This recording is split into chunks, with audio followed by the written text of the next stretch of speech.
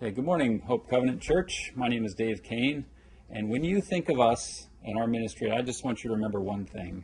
Remember the number 1151. 1151 is the number of Muslim people groups in the world who have no witness to Christ living among them, none at all. We call them unengaged.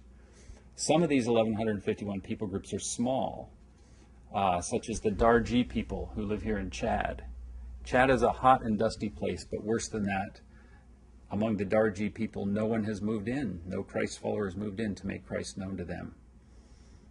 Some of the 1151 people groups are large, such as peoples in India, where there are hundreds of thousands of Muslims. There are over 50 cities packed with millions of Muslims, and no one has moved into those cities to make Christ known to the Muslims. So thank you for your partnership. Since you have began with us in 2006, over 1,000 people have applied to Frontiers to go and to move into neighborhoods like that.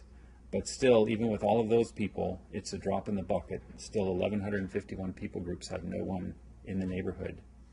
Where the gospel is going forth, it's bearing fruit. I talked to one of our team leaders on a recent trip to India, and he told me of a group of men that he is discipling, and they're studying the Bible together, and they studied Genesis chapter 2. And in Genesis chapter 2, these men learned for the first time in their lives that woman was not actually put on earth to be a man's slave, but to be his helper, because God knew he needed help.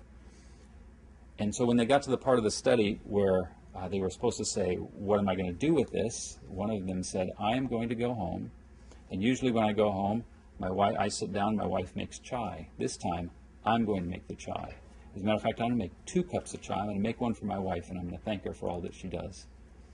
And so when my friend called him the next day to see how his plan worked out, how that went, he said, she wept. She just broke down and wept because no one had ever said anything like that to her before. And friends, that is how you change the world.